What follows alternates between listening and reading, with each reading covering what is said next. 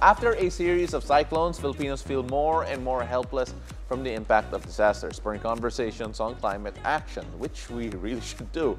Now, Filipinos also took to social media to thank the Sierra Madre mountain range for, quote, shielding and weakening typhoons making landfall in Luzon. One next user wrote, protect Sierra Madre at all costs. Another user shared, watch as Typhoon Pepito loses its eye as it slams across Sierra Madre. Meanwhile, one more user tweeted hashtag no to Kaliwa Dam and hashtag protect Sierra Madre. However, some Filipino academics on X shared their findings, saying that Sierra Madre doesn't actually lighten storms, but in fact, at times strengthens them. Case in point, Ulysses and Ondoy. Now, of course, you take a look at that. I haven't seen the entire text that was posted from the academe, but then Sierra Madre has always been one of those places wherein every time may bagyo, they say that it weakens and there's folklore around it. It's really part of the whole mystique of the Sierra Madre mountain range, considering it's the longest in the country and has been called the backbone of Luzon. Yes, and pinoprotect niya. Di ba the folklore goes like it protects her two sons from the strong wind. Yeah, I've seen all over social media, everybody's posting like protect the Sierra Madre at all costs and everything. So I'm actually really curious to know if it really does protect us. Yeah, 100%. And of course, Sierra Madre, I believe if when you translate it, it refers to it being a mother. So the mother mountain range. So yeah, there it is, definitely protecting the people in Luzon. But of course, now to help us understand what people dub as the backbone of Luzon, we'll get the word straight from Professor Edmund Rosales, astronomer and meteorologist. Magandang umaga, Professor Edmund. Thank you very much for joining us. It's a beautiful day. Good morning, Paolo. Good morning. So, unang-una, Prof, we've seen it on social media. Some people are saying that Sierra Madre actually sometimes does not weaken the storm. In fact, strengthens it. Nung narinig mo yun, what was your initial reaction and what is the actual answer? Actually, depende naman kasi kung anong direction ng tropical cyclone o ng bagyo. Katulad na nabanggit mo si Ondoy. Si Ondoy kasi nasa southern part masyado eh. Di ba? Ang pasok niya sa southern part.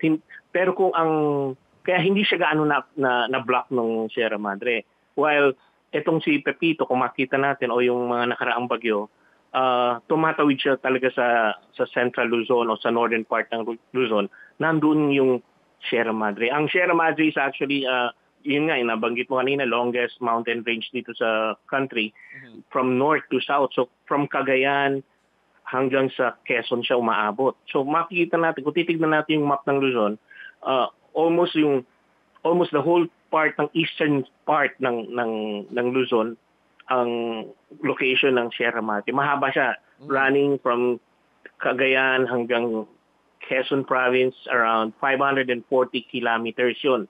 Tapos yung lapad niya, umaabot ng mga pinakamalapad na part niya, nasa 56 kilometers. Yan. So it's like a wall, no? Parang imagine mo yung kung na-imagine natin Great Wall of China, parang gano'n. Binablock niya.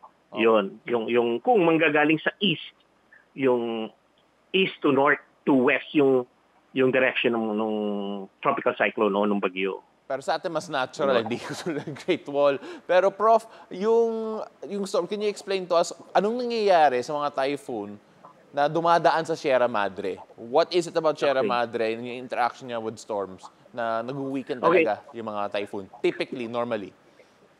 Basically, tropical cyclones are formed sa open seas, di ba? Sa Pacific yan.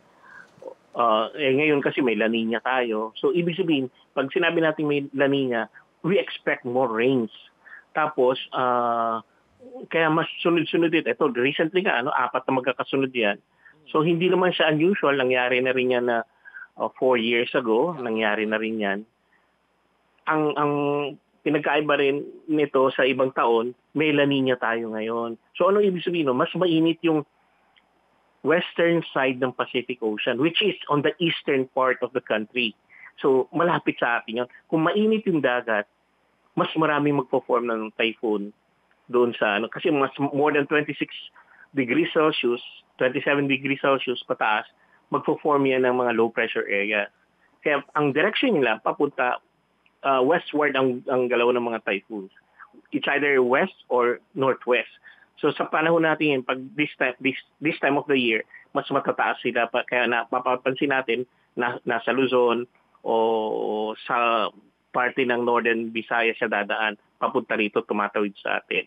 So once may circulation yung typhoon, yung mga tropical cyclones, may circulation siya ng air, dapat din maintindihan ng tao, typhoons or mga bagyo are measured actually based on the wind speed, yung lakas ng hangin, hindi yung amount ng rain. Yeah. Secondary lang yung rain na dala. Kaya minsan, may tropical cyclone wind signal number 1, maulan, pero dun sa ibang lugar na may signal number 2, walang ulan. Pero mas malakas ang hangin nila doon. Mas delikado kasi yung hangin, kaya yung binabantayan natin kaysa sa ulan. Yung ulan, normal na yan eh. Kahit malakas ang ulan, hindi naman nagigiba ang bahay. Pero pwedeng magpabaha. Pero pagka mas malakas ang hangin, pwede siya magpabagsak ng bahay, mga puno, and then eventually, maglulusan yung bundok, pwede mag-cause ng landslide. Yeah. So yun yung pinagkaiba. Opo. Ngayon, kung nasa mag-landfall, eto ngayon, pag nagla-landfall yung mga bagyo, nawawalan sila ng source ng energy nila, which is from the sea. Mas malamig kasi ngayon ang lupa. So, hihina yan. Tapos, itong Sierra Madre naman, it acts like a wall, na pagdadaan yung bagyo, yung circulation niya, nababasag. Kung hindi man totally mabasag, 100%, nalilesen niya yung circulation, kaya hihina siya. Oh, grabe, Prof. Prof, I just want to clarify rin kasi na-mention mo nga that, for example, using Ondoy as an example, dahil galing siya sa south, hindi talaga siyang na-slow down ng Sierra Madre. Ano po yung mga conditions wherein typhoon, storms, or any weather disturbances, hindi na-apektuhan ng Sierra Madre kahit dumaan siya doon? Paulit ang question. Ano yung mga factors po, you mentioned Ondoy a while ago na it wasn't really slowed down by Sierra Madre dahil iba yung direction po niya, coming more in from the south compared to the east, like Pepito recently. Ano po yung mga factors wherein Sierra Madre medyo na-lessen yung effect niya on the typhoons and slowing it down? Aside from sa direction o yung origin ng typhoon, yung height din. Yung height ng typhoon. Kasi hindi naman pare-pareho yan. Mas umaabot din yan sa 10 kilometers yung taas ng typhoon. No? Yung pinaka-maximum height niyan umaabot sa 10 kilometers. So, mas mataas. Siyempre, kumbaga kaya niya lagpasan yung Sierra Madre. Ang elevation lang ng Sierra Madre is less than 2 kilometers lang yan eh. Nasa 1,900 plus meters lang siya. So kung titingnan natin, kaya niyang lagpasan yung Sierra Madre kung mataas yung main part ng circulation ng typhoon. Kaya pwedeng hindi siya totally maaari yung lower part lang ng typhoon yung mabablock niya, pero hindi pa rin totally, so masasabi natin 100% once na dumaan sa Sierra Madre, mawawala ang bagyo. Prof, can you emphasize to us gaano ka-importante ang Sierra Madre in terms of protecting Luzon? Sabihin natin na hindi natin inalagaan yung Sierra Madre.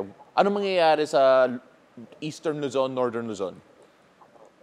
Ang Sierra Madre, it acts like a natural barrier natin. It's a wall na alam naman natin kasi ang mga tropical cyclones, it's either galing sa Pacific Ocean o sa West Philippine Sea, di ba? Karamihan kasi ng mga typhoons natin nanggagaling sa Pacific Ocean, which is from the eastern part. So, ang maganda pa sa Sierra Madre, nasa eastern side din siya ng Luzon. Kaya bago pa dumaan sa gitna ng mainland Luzon Island, nabablock na niya. So, it lessens yung power yung circulation ng hangin, yung strength ng typhoon, bago siya totally tumawid ng mainland Luzon. So yun yung isa sa mga factors na pwede niyang magawa. Nakakatulong siya to lessen yung strength ng typhoon. Yeah, Prof, we're seeing a lot of calls for people to save Sierra Madre, to defend Sierra Madre. I mean, Anne, we were talking about it a while ago na grabe yung mga conservation efforts with regards to this. I know some advocates, kasi Prof, they're trying to change the narrative about... They're trying to change the narrative about Sierra Madre. No, they're looking at taking care of its health and preservation to prevent landslides instead of looking at it as a wind barrier. What are your thoughts on this, Prof? Actually, kaya sinasabi ng mga conservationists na protect Sierra Madre, ang sinasabi nila doon, yung mga trees kasi, yung mga puno. No, sa totoo lang, maraming illegal logging ang nangyayari dyan. Lalo na sa gitna ng Sierra Madre na hindi natin nakikita. Kaya kung makikita natin lagi, pag kami mga landslide, ano yung binababa niya? Yung mga pirapiraso na, ng mga pinagputulan na ng mga illegal logging sa ginawa sa taas. So, mas mababawasan ng puno. Actually, yung puno, ang pinaka trabaho ng puno, yung ugat niya. Yeah. So, yung ugat niya sa ilalim, may mga spaces yan. So, dun pumapasok ngayon yung tubig. Siya yung parang nagiging reservoir. Yan yung natural reservoir yung mga puno. Ang problema ngayon, ang isang nakikita natin problema, yung pagtatanim naman ng puno na hindi tama. Kasi hindi dapat kahit anong puno ang pwedeng itanim. Depende kasi rin sa bundok na pagtataniman. Hindi yung ordinaryong puno, basta naglagay ka ng na pwedeng itanim, pwede na yun. Hindi. May mga types din ng mga puno na ano yung dapat na tinatanim doon sa mga bundok. Yun yung concern natin. Kaya nga sinasabi ng mga conservation groups na protect natin yung Sierra Madre dahil doon. And of course, Prof, that's such an interesting point because Mo, I don't think a lot of us would have known that hindi lang basta tree planting, kailangan tama yung mga plants na dinalagyan natin. No, I had no idea. I thought like if you plant any tree that it's gonna help. But that's so interesting that Professor brought that up. Yeah, pero Prof, right now for those who want to actually help the conservation of Sierra Madre and for those who want to do it properly, anong advice mo po for those groups, for those people who want to expand, to want to protect and want to maintain the health of yung Sierra Madre mountain range? Pinakamaganda siguro dapat they do some studies first kung ano yung dapat na yung right type of trees na tinatanim. Kasi sayang lang kung tanim tayo ng tanim pero hindi naman siya yung suitable doon sa area na yun, mabaliwala lang yun, hindi yun magtatagal.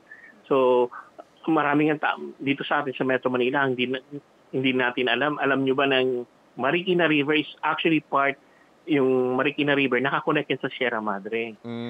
So, maraming water galing sa Sierra Madre bumababa sa part ng Rizal Province. Mas tataas ang Sierra Madre, ang Marikina River, causing floods. Kasi ang Marikina, Pasig, Cainta, mababa sila. Yun yung pinaka-lowest part ng Metro Manila. Kaya kung napapansin natin lately, di ba, tumataas yung, mas madalas ngayon yung flooding dyan sa area na yan. Yeah. Dahil nga, kukunti na yung reservoir na naiipon na tubig sa bundok. Professor, maraming salamat. Thank you very much for educating us. Professor ka nga talaga. I felt like I was in class. Maraming salamat. That is astronomer and meteorologist, Professor Edmond Rosales. Thank you so much for joining us.